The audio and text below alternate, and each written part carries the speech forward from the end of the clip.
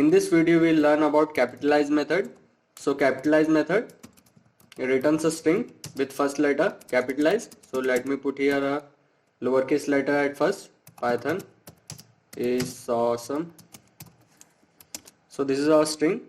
So let's make a capitalized string variable and we'll call here string dot capitalize, and then let me print the old string, that was string, and then let me print the new capitalized string. So let's run the program. So you can see the P, which is the first character, is being capitalized.